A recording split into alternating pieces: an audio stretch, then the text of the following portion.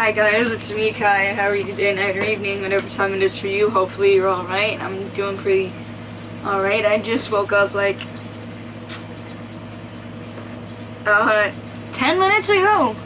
I woke up at 11:11 and it's now 11:19, so that's like, oh no, that's only like 8 minutes. Whatever.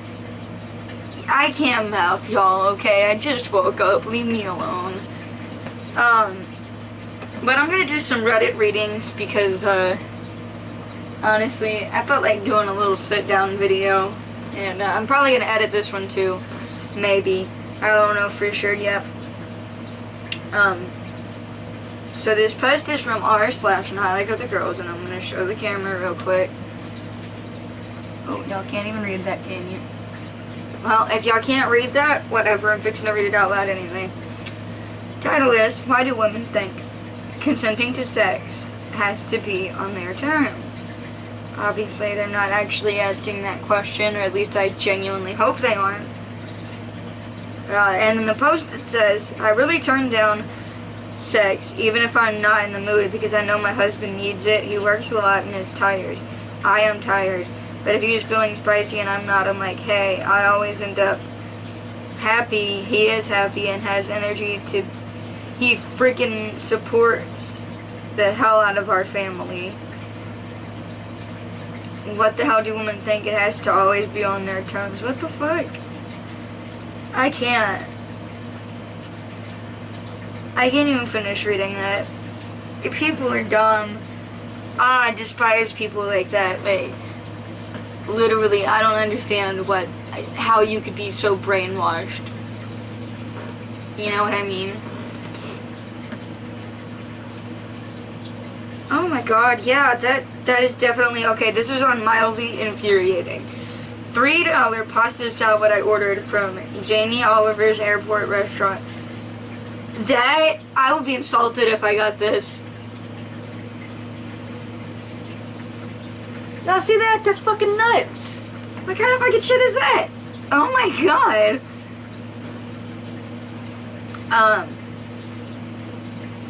I love how this has just become me, scrolling through Reddit and showing you posts that I find interesting. Let's see. Man, I need to plan these out better. That's my problem. Apparently this is on r/100 years ago, which I did not even know I was in. A possible way of booking your seat today.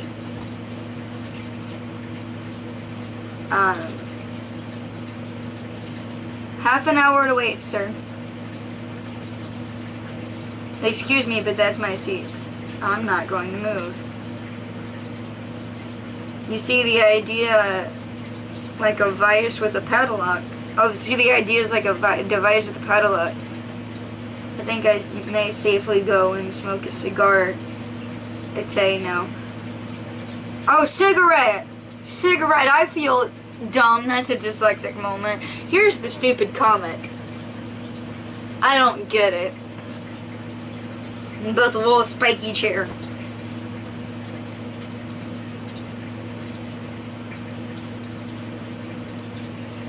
This is on r/Forbidden Snacks, and it's titled Forbidden Orange Juice. That does kind of look like orange juice, though. I'm not even gonna fucking lie to you. I would drink it. I would drink it. Okay, here's a good one. r/Insane Parents. I'm gonna read it in just a second. Just let me open the channel special here. Oh yeah, that's sexy, sexy sound.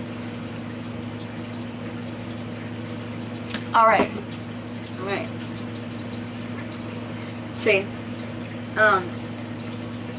My father, after he belittled my mother, and then sent me this for not having the specific thing he wanted to eat, and then refused to eat anything. Although the fridge was filled with food, he could have easily had. Take a wild guess what the food could have been. Before I even read it, my guess, steak and potatoes. Very traditional masculine man meal. Also, I low-key really would like some steak and potatoes. That does sound kind of good. So maybe I'm biased in thinking it was steak and potatoes. What you practice and do today, you'll reap the same in your coming days. If you practice the right deeds, you'll definitely benefit. So you sow what you reap. Thus goes the saying. What made me say this, you must have understood. What? Okay. That was at 3:14. There's no response, and then he proceeds an hour later at 4:13 to post not one, two, three, but 4 messages. Although they're not like back to back, but they're pretty damn close. I'll read the timestamps when I read them. So at 4:13, he says, "If you do not feel for others, others will never feel for you. Try to care for your near and dear ones. Let it be not that you repent one day." What? Is he on drugs? He sounds like he's on drugs. Okay, and then I can't speak. At 4:16, it's like a poison, slow one. It'll kill you, but insidiously. Not that I am not aware that I let it happen, lest a ruckus develops. It's in the name of peace that I absolve, but all are not me. Days after days, months after months, years after years. This sounds like a shitty story. I'm not even gonna lie to you. It just sounds like like someone trying to write like an intro to a book, and they're just really doing a terrible job at it. But you know, whatever. And then following that one at 4:21, days after day. Oh, that was the one I just read. And then 4:36. If I quit someday, don't be wary. It's my way of life. Is that it? That's it?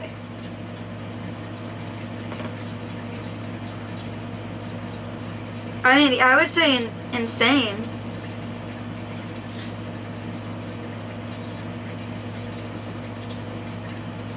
I don't even... Why? Just why?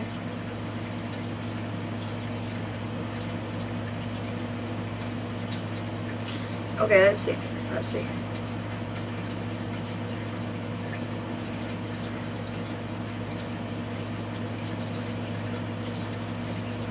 I'm sorry, y'all. I'm just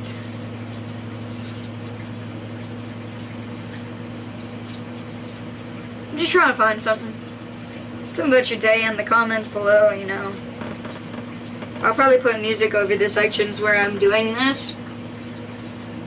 So I don't end up, like, you know, boring y'all to death. I can't speak.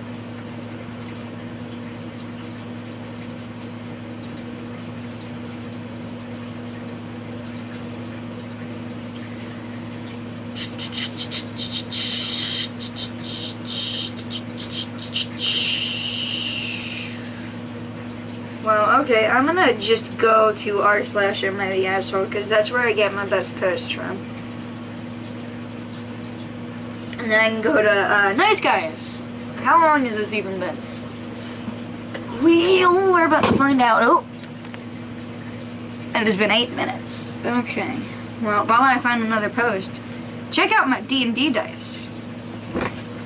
I know that's a weird thing to bring out in the middle of a Reddit reading video, but I also have what used to be my pendulum and here, which is this. I just keep it because it looks really dope. And I got this Louisiana scratch off thingy that I just like to chew on. It's like a little fidget toy.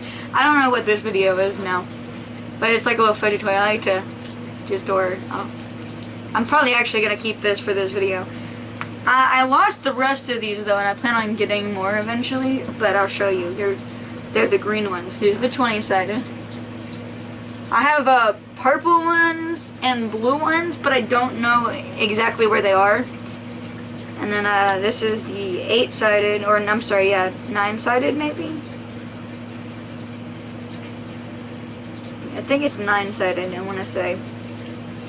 I could be wrong. But, 10. Right? Huh? Huh, guys? Oh, no, this is the 9-sided, so this was 8. But that's dumb. I'm still trying to edit our first D&D video, like the podcast thing. It's just really fucking difficult to do so. But this was a short intermission from reading shitty Reddit posts to look at D&D dice. And this is the little bag I keep them in. See, I got it from like Mr. and Mrs. Michaela Steve. And it's got little moons and stars, and it's all silky, and it's nice. Right, guys? We love that. We stand on that here at the Kayatonic channel. Okay, let's see.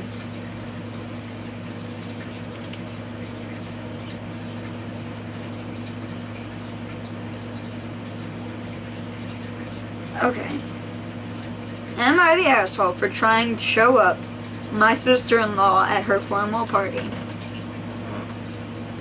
The story is that I, female 19, have had a rough relationship with my sister-in-law right now.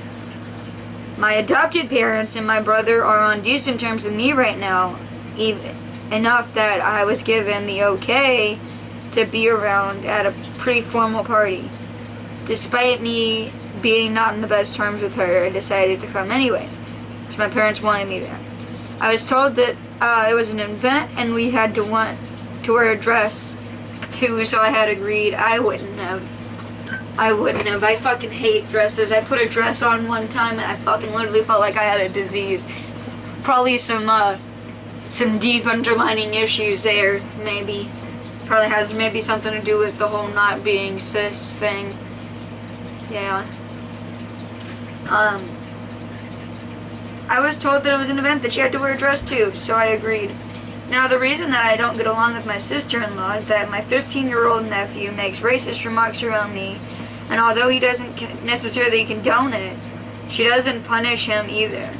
So the night of the party comes along, and I wear what I feel is a good enough dress, a black backless dress that goes down around my thighs and is a bit snug, but not completely printed on my body. After around 30 minutes at the party, I get pulled off to the side by my sister-in-law and parents, and told that I need to either go and change or leave, because I'm not only trying to show up my sister-in-law whose party it is, but also that I look like a slut in the dress. This deeply hurt me hearing it coming from my parents. I left the party and now my parents were mad at me for not being there and just not changing out, even though they offered me another dress to change into. You are so not the asshole, and I feel like really shitty for you, lady. Like, that's gotta suck. Okay, because thigh, right, is like these shorts. Allow me a second, stand up. You see? So I'll demonstrate what I think thigh is. This is thigh, right? This is not slutty. If you get turned on by a little bit of thigh, you have a problem. I mean, not necessarily. I mean, thighs are definitely like, you know, thick thighs save lives. But, you know, I'm not looking at a woman and seeing her thighs and her dress, and the dress being a little skin tight, which she said it wasn't skin tight, it was just snug. So, you know, my immediate thought to this was, when I was reading it, was that they were gonna in fact call her a slut because of the dress. Also, what's the problem with backless? And this is coming from someone who actually really happens to like backs and in collarbones. Weird things, but you know, I really like me a nice collarbone, like, genuinely. But, like, I'm not gonna police other people's bodies and what they want to wear because I'm attracted to certain body parts. You know, like, crazy thought, but maybe mind your own business. I know, wild. Who would have thunk it? Also, I guarantee at some point that section of me pulling up my shorts is probably going to come back and bite me in the ass. The ass that I don't have. But I don't care. Like, look right now, you can see my knees. Is that sexy? Do you find that's a sexy knee right there? Look at that. Look at that, you went better. Alright? Fucking scandalous. I got, oh, that's my feet. Well, ankles and my foot. That's gonna come back and haunt me too. Seeing my damn foot on camera. Probably. People who have feet fetishes.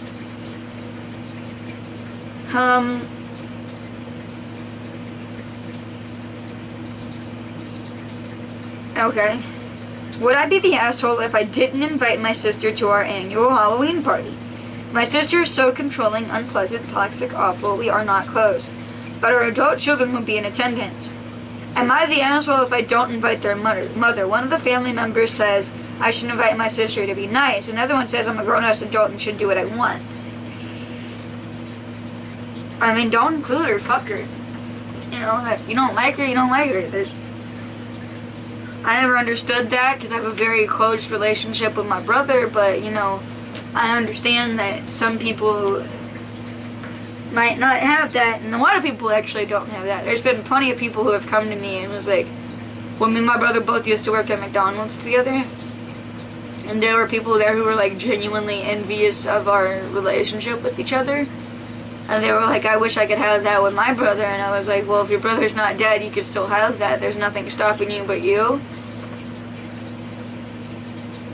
But, you know, like, to me, I was always taught that family is family, and that's what matters, you know, right? But I can also understand that there's certain things that family members can do that can push you away. Like, several family members on my dad's side, I don't even speak to them, and genuinely have nothing but pure, unbridled rage and hatred towards them. But a lot of that also has to do with how they treated my brother and me and my dad. But you know, well, this isn't a therapy. I'm trying to read Reddit videos and I'm showing y'all my thighs and my D&D dice and my ankles. What the fuck am I doing? Let's see. Am I the asshole if I refuse to give my girlfriend my input whenever she has problems? Throwaway account for personal reasons, and the title might sound bad, but please read everything. Okay. Boy, you wrote a whole essay. You wrote a whole essay. Good God. I count the paragraph for you. 1, 2, 3, 4, 5, 6. He literally wrote a high school essay. I, male 18, have a girlfriend, 17, female, which I've been with for 8 months. She's helped me become a better person altogether and improved my entire life, self-esteem, and well-being on the time I've spent with her. She has given me joy and helped me learn new things. However, we recently had a very bad experience. And that's how relationships work. And you've also only been together for 8 months, so you're just now starting to get serious if you really consider it. Considering the 6-month mark, to me, is what defines a stable relationship, which is why I know I've never been in a single one of them. All my relationships ended at, like, the max was 3 months, which is because I fall for people I just shouldn't. Since the start of our relationship, we have established that we will be 100% honest with each other. That we will listen to anything the other has to say and to help with what's causing the inconvenience. In the beginning, she would complain that she didn't like me talking to others on my phone when we were together. She disliked how quick-tempered I was and how little patience I had. Only 2 of those things are a valid complaint. Well, it depends on how long you were on the phone call, though, because, you know. But that's just me. I took all that into account and changed many of my conduct. I have left away my phone entirely when we are together, and I have worked on my emotions, and now whenever we have something, I keep myself cool and calm without expressing anything negative. And same with my patients whenever it comes to IE. I had a big problem with having to repeat myself. Now I do not mind doing so.